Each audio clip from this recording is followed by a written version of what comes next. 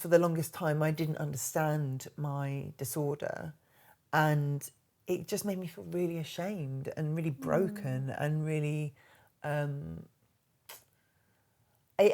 suppose in a way it almost made me feel like I was a bad person. Whereas now, because I get it, I think having the language and having the ability to name the feelings, that's really, really helpful.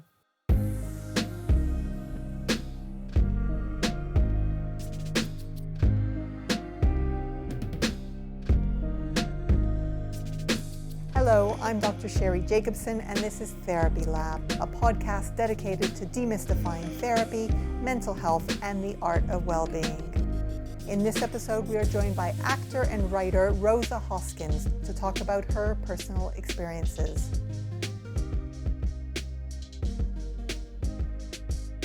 Hello, Rosa. Hi. Welcome. Thank you for having me. Thank you very much for coming today. It's my pleasure. How are you now? Interesting question. Today I'm okay.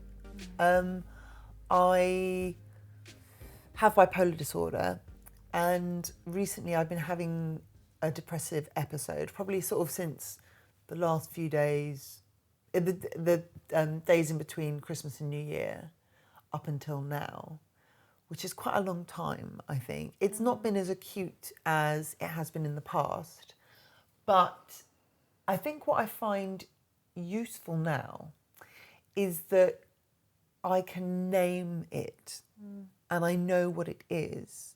Whereas before, when I became low, I would think, oh, I'm permanently sad, or I'm not capable of feeling happiness or gratitude because I have all these great things in my life and yet I still feel so sad.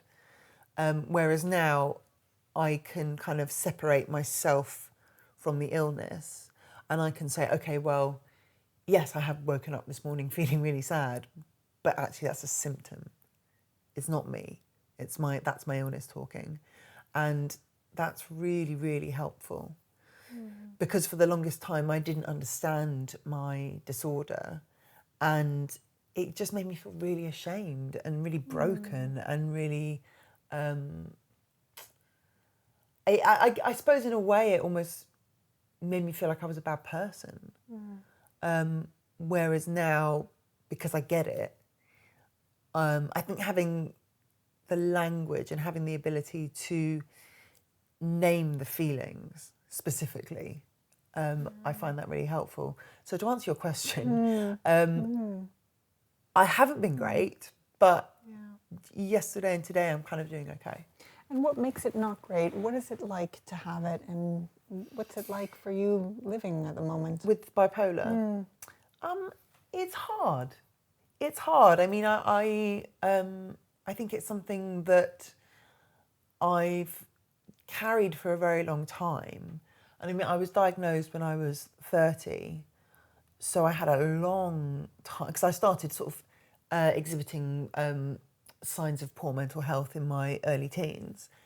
And so I had a long, long time of having these massive ups and downs, sometimes behaving quite erratically, sort of turning to, substances to try and self-medicate and all these things. And I just didn't understand why that would happen. And I didn't understand why I would get so low, got like so incredibly bleak and helpless and hopeless. And then I would lift up and think, right, I've beaten it. I'm never going back to that place. And I would assume again that the up and the down was something to do with me. And I also didn't realise that the up was as much a symptom of my illness as the down, because it felt better. So I assumed, oh, well, that feels better, so I must be better. But obviously I wasn't. So living with it now is challenging. And I guess sometimes I think sometimes I can get a little bit self-pitying and kind of say, I wish I didn't have to deal with this. And it feels a bit unfair that I have to deal with this. But I've sort of come to realise that it is what it is. And I just have to do, my job is to make the best of it and to understand it as best I can. And I think now with my writing and my blogging, because I talk so much about my illness and mental health in general, that I feel like if I can do something positive with the time that I've lost, because I do look back on my life and I sort of think about the periods where I was very ill, and I realise I feel kind of almost a bit of grief for all that time that went, and that the times that I wasn't functioning well enough, or possibly opportunities that I missed out on. But I feel now that if I'm able to do something positive with those experiences, then it didn't go to waste. That it was that it might be useful to someone else. And I think feeling that I've got some purpose above and beyond myself, that's actually really healing. And it's something that makes me feel, it gives me purpose and it gives me drive. And when I'm going through those ups and downs, to know that I'm going to utilise it for something that might be of value to someone else, that's kind of what pushes me through and kind of makes me more able to say, okay, well, yeah, I feel dreadful today, but it's okay, because one day I might be able to write about this. Yeah. You talked about not functioning. How does that look like? How does it present for you? Well, I think now, because I see a therapist every week, I have a great psychiatrist, I think my ability to function now is much better. And I have a very kind of clear, precise self-care routine. So I exercise a lot, I spend time out in nature, I make sure I try and eat well, but I'm recovering from an eating disorder, so that's another thing that kind of needs awareness and sort of management. But I don't tend to fall into a place where I cease to function. I think I slow down and I become less productive, or I kind of go into hyperdrive and become really overproductive. But I think I've more or less found a balance where even if I feel low, or if I become suicidal, or I can still carry on. And again, I think that's something that's really sort of developed over time and become something that I can kind of, that's reassuring and that I can rely on, because no matter what happens, I'm not actually going to fall apart. Like, I'll be okay one way or another. And going back, your earlier experiences in childhood, about any sort of signs of mental health difficulties, can you talk us through those? Yeah, I think I first exhibited symptoms of what I now know as mental illness when I was about 12, I think. Because I have trichotillomania, which is hair pulling. And that was the first thing that became apparent that there was something wrong. Again, I didn't have the knowledge or the kind of insight to be able to say that's a disorder. I just thought that I was a freak, basically, because I was pulling my hair and pulling my eyelashes out and all this. And I think that was the first kind of very obvious sign that, like, okay, something's not right. And then I developed bulimia 13, 14-ish, I think, which I've sort of struggled with off and on since then, really. Although my later kind of incarnations of the eating disorder aren't specifically bulimic, but they kind of, it morphs sometimes, it presents sometimes more like bulimia, sometimes more like anorexia. It's sort of, I wouldn't kind of necessarily put it into exactly that category. But and then I was actually diagnosed with depression when I was 26, I think. Although I was incorrectly diagnosed and I was put on an SSRI, which is no good for someone with my condition. And yeah, it was only when I was diagnosed with bipolar, and because it took me quite a long time to find a decent psychiatrist, because I went through 4 before I found my current, 3, the guy I see now is the 4th. Yeah. And the previous ones were not great. And because I was misdiagnosed initially, I was put on the wrong drug, which I think ultimately made me worse. So it's only really in like the last 2 or 3 years, I think, that I feel in control of it. Well, not in control exactly, that I've learned to manage it. But I think when I was younger, because I didn't have this understanding and I didn't know, I just didn't understand why it was happening to me. And I kind of feel really sad when I think back to that girl who was pulling her hair out and, you know, who didn't understand why I couldn't just be like everyone else. Why, you know, and why was I having panic attacks? Why was I, you know, why were something so hard for me and everyone else seemed to be fine? And I think children often blame themselves for things, and I just assumed it was my fault. And I also think I kind of got into that narrative of like, you just need to pull yourself together. You'll be fine. You just need to pull yourself together. You just need to like take control and get a handle on it and all that sort of thing. Which again, I realise now is such like toxic thinking. But I think that having the language around it and being able to name it, I think is kind of been the key for me.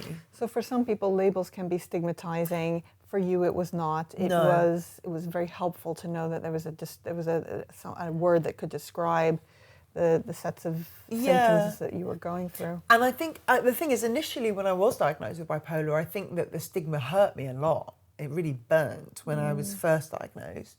But I think now I'm lucky because I've got a very, very supportive, loving husband, and he has asthma, and he's always said to me when I've kind of been sort of deep in that shame, he's always said, well, I've got asthma.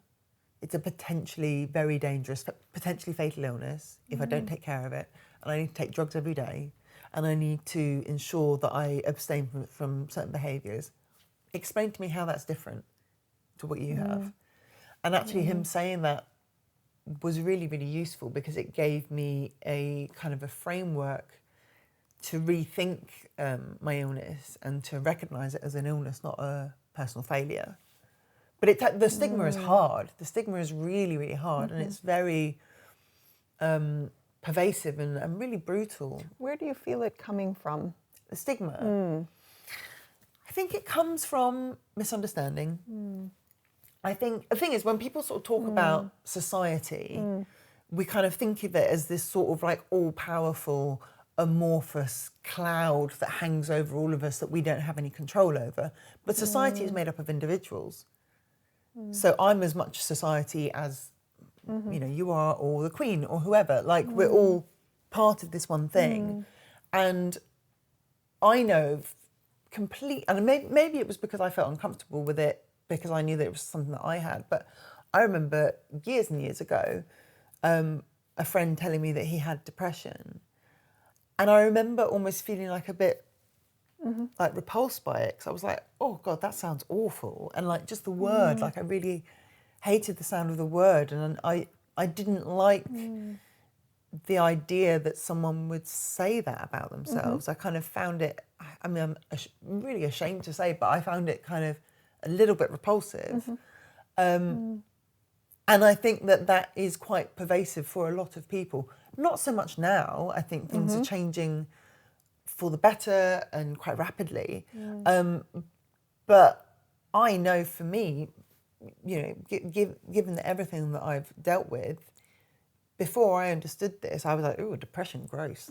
And I think that that's where the stigma comes from. It's just misunderstanding. And you in particular, who do you experience the stigma from, if anyone? Because presumably your husband's very supportive and you surround yourself with friends who understand. I don't think I experience it from anyone now. And I wonder if that's because of the way things have changed. But I don't particularly feel it at all. And I think there's probably a few reasons for that. I think A, things are changing. B, I talk about it so openly, and like I will happily tell someone who I've met for 5 minutes that I have bipolar. So I think when you've kind of accepted and embraced something, it's kind of hard for someone to be affected by someone else's ignorance or prejudice, because you think, well, I've just accepted this is part of me. But also, I think that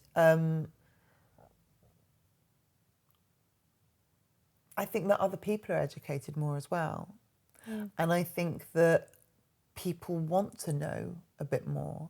And I think that like the Heads Together campaign and all, you know, I think that this kind of stuff is discussed so much more now.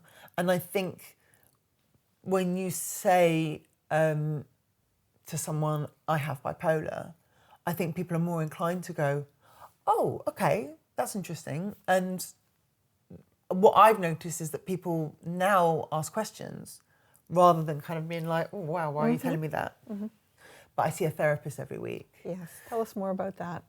So yes, now I see this really lovely woman called Mary, who because I had quite a big relapse with my eating disorder about this time last year. And she's actually an eating disorder therapist, and my doctor, he actually, I was in complete denial about it, and I'd had like quite a long period, sort of much more severe than what I'm going through now. I had quite a long depressive episode, and I actually spent a bit of time in a psychiatric unit during that time. And I think my moods had been so all over the place for such a long time that I just needed to feel in control of something, which I think is very common for people with eating disorders.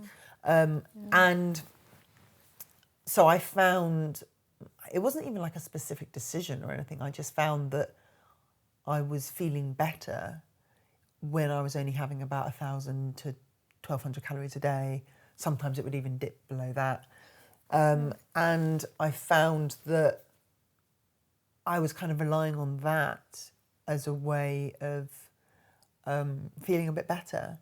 And I went to see him. I hadn't seen him in a couple of weeks, and I went to see him, and this weird thing happened. Yeah, of course. Sorry, it's all coming back to me now. I'm telling you, because I'm an actor as well.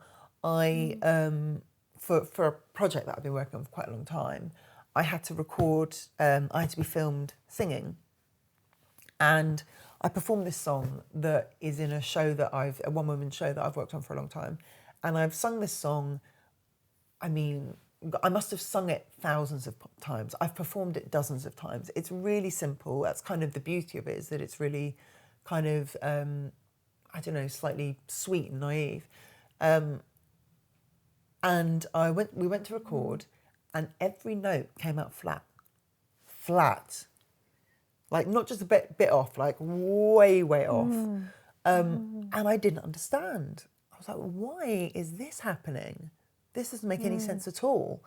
And then I told my doctor about it, and he was like, well, what else is going on? I'm like, oh, well, you know, I probably am drinking a little bit too much coffee. I mean, I'm probably having like 8 or 9 cups a day, maybe 10, and I'm only eating like 1,000 calories, but that can't be it. I'm sure that's not it. And he just looked at me, he was like, no, that's it. That's absolutely it. And I said, oh, yeah, I guess my eating is a little bit disordered at the moment, but I don't feel like I've got an eating disorder. And he just said, you have an eating disorder. And it's not going to get better by you denying it. And you have to, and he also said, there's only so much I can help you. Like, you can't take a pill for this. And he was quite stern with me, but I was glad that he was, because that's what I needed to hear. And he recommended my current therapist, who, she's specifically a eating disorder and a addiction therapist. And also I sort of realise as well that I am basically an addict. And I think that a lot of my kind of coping strategies manifest themselves like addiction. And certainly kind of the food stuff it sort of definitely falls under that category. And my doctor says that sometimes treating addicts is a bit like playing a game of whack-a-mole, because you deal with one thing and then something else pops up.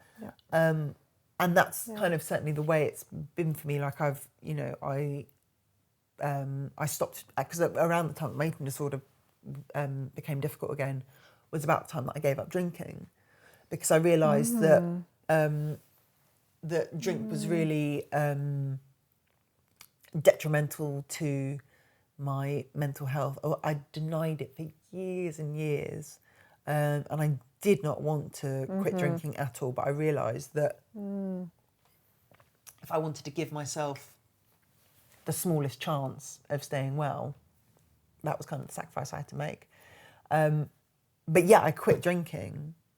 I was like, great, good, positive decision, feeling empowered, making good choices. And difficult to do as well. Yes, absolutely. Because I'd really relied on it for years for confidence and comfort and reassurance and all those things. I was massively over-attached to it. But when I quit that, then the eating disorder came back. And I remember just feeling like, oh, for fuck's sake, like, really? This? But yes, and so the therapist that I see now, I kind of found her through that. And I see her every week. And I think it's really helpful to have someone same time, same place every week, because it sort of almost gives me that sense of like, okay, well,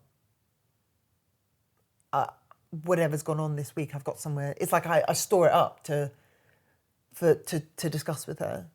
And I think that's quite useful, whatever I'm going through. It's like, this might be really tough, but I have somewhere to put it and I know where it's going to go. So it offers a sense of containment and obviously structure, because it's a routine. Exactly. Has the nature of what you discuss in therapy and how you work together changed over time? How long has it been? It's only been about a year since I started seeing her. I mean, I haven't had very many therapists. She's the third. The first therapist I had, I'd seen her since I was 18, because I was obviously, again, exhibiting, quite obviously distressing behaviours.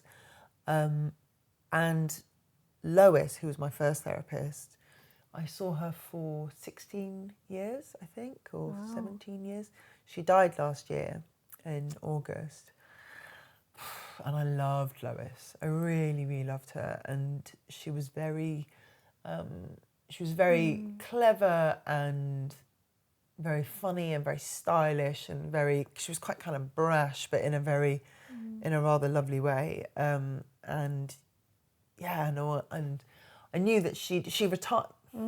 She retired, and we still kind of would speak on Skype occasionally.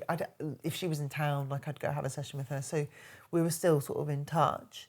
And then she was diagnosed with cancer, and she died last year. And so she hadn't been my therapist for a while after she died, but before she died. But still a real big loss. Massive loss, yeah. I think about her a lot.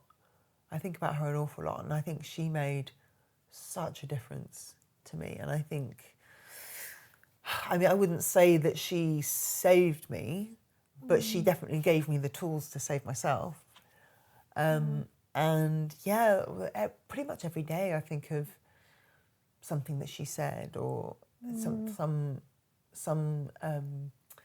kind of, I guess, her perspective on things. And I think that's a wonderful thing with therapy, is when you have that connection with someone, even though it's in the sort of therapeutic professional context, it's so enriching, and it really stays with you, and it becomes a part of you.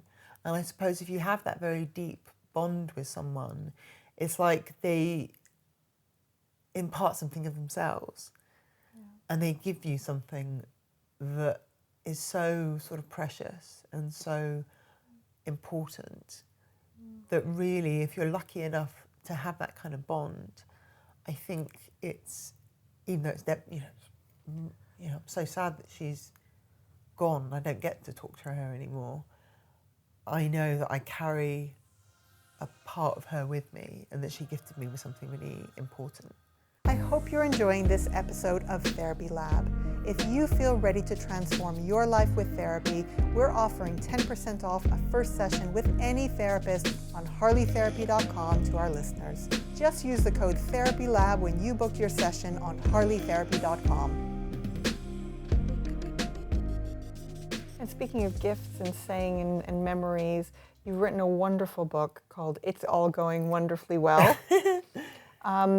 And I just wonder if you can tell us about your motivation for writing it. So, yes, It's All Going Wonderfully Well is about my dad, who was Bob Hoskins, as you know. And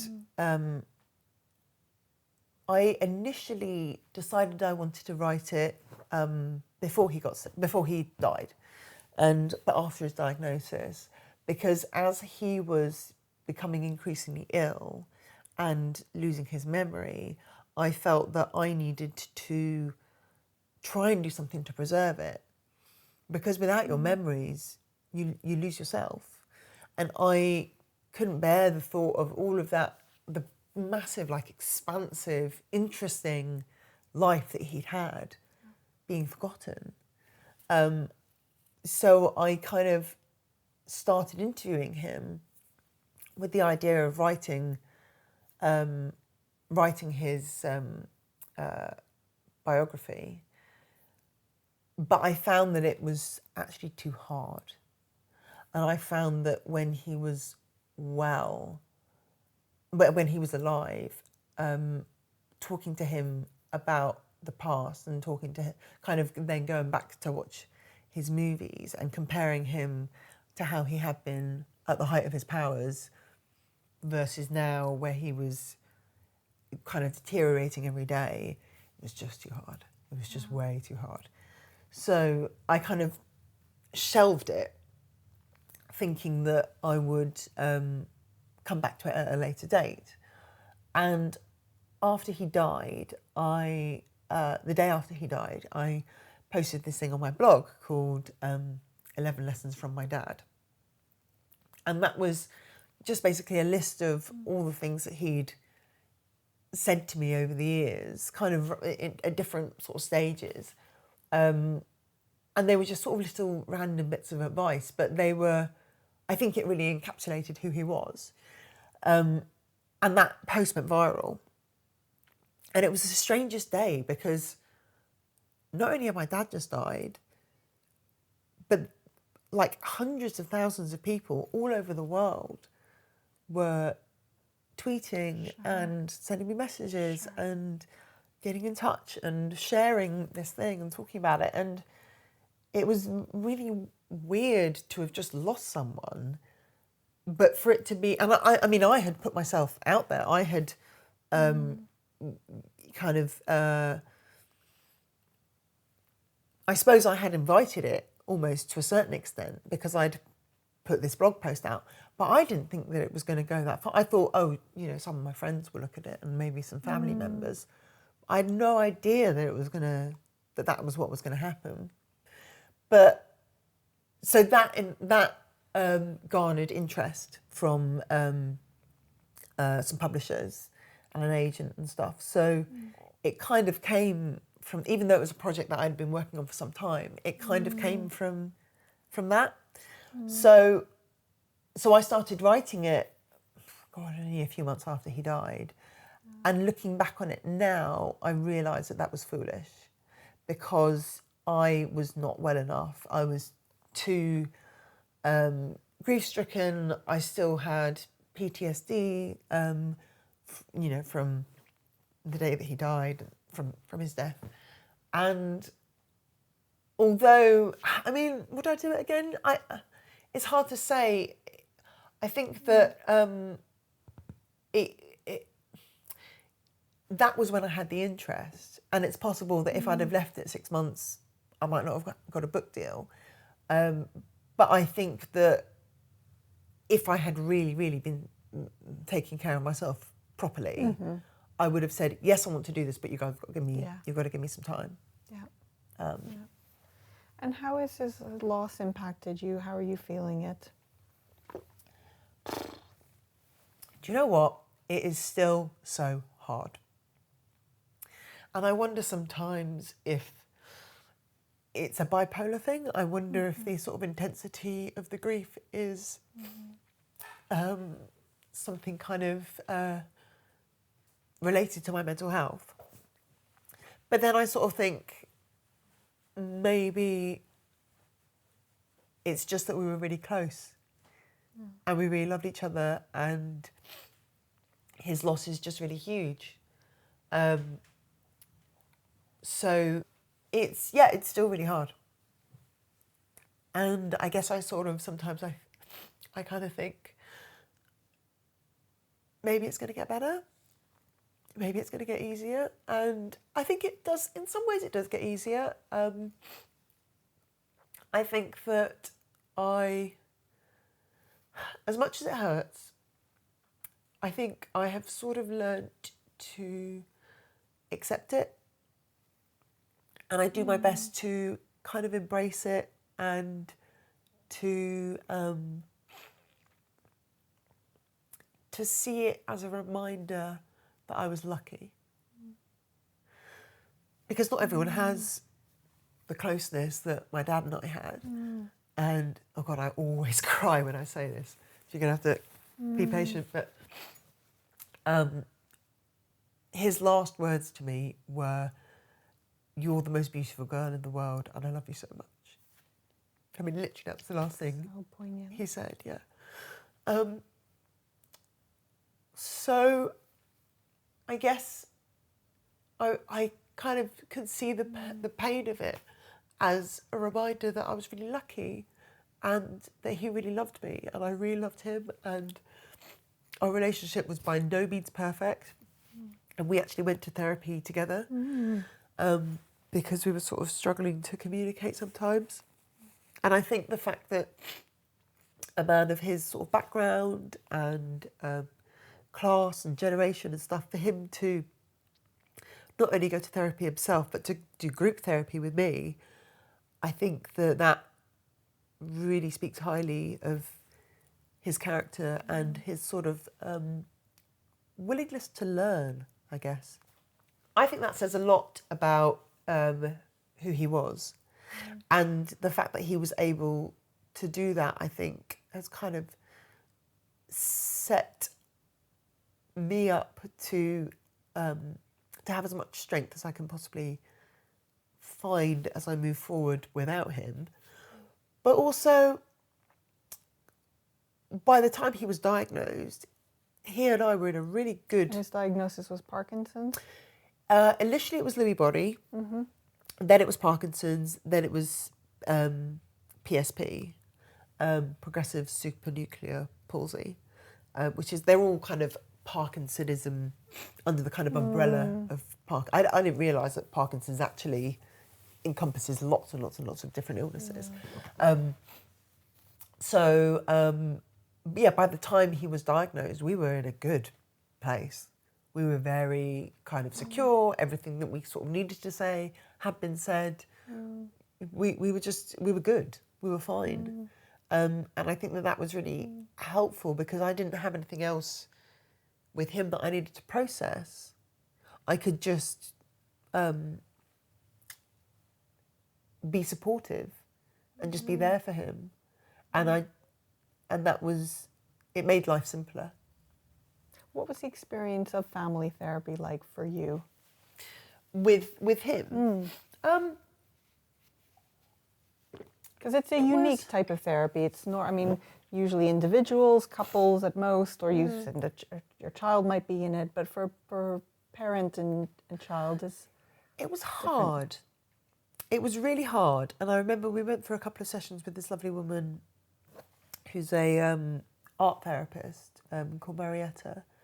And she was brilliant at just kind of facilitating that communication. But it was tough. But I remember coming out and feeling really sort of raw and kind of cut open, really, because I think I'd said things to him that I had never had the courage to say to him before. But ultimately, it was very positive. And he dealt with it very well. He wasn't defensive. He wasn't angry. He kind of, the things that I wanted to say, he kind of took them. He took responsibility for his part in things. And yeah, he was very, he was quite involved.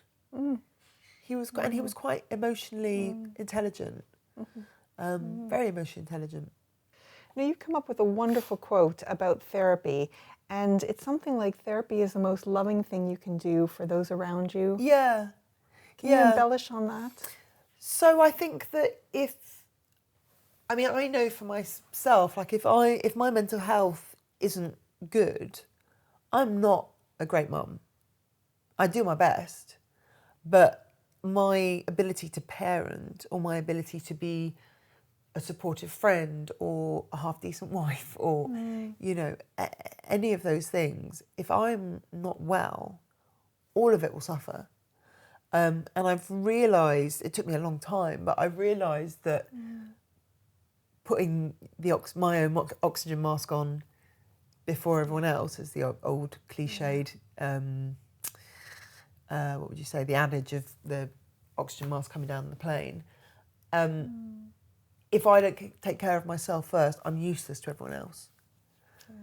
Well, there's no doubt you are helping a lot of people. I hope so. And you will help even more by virtue of having shared so deeply and intimately today. Really, really grateful for your time and help. My pleasure. If people want to see what you're up to, website? So my blog is rosahoskins.com and you can find me at rosa_Hoskins at Instagram. Again, thank you so much. My pleasure. Really appreciate it, Rosa. My absolute pleasure. Thanks for listening to Therapy Lab. To find private, affordable therapy in person around the UK or online by video from around the world, visit harleytherapy.com today to start therapy as soon as tomorrow. If this is your first listen to Therapy Lab, do hit subscribe to keep up to date with new episodes. You can find us on iTunes, Google Play, and all good platforms.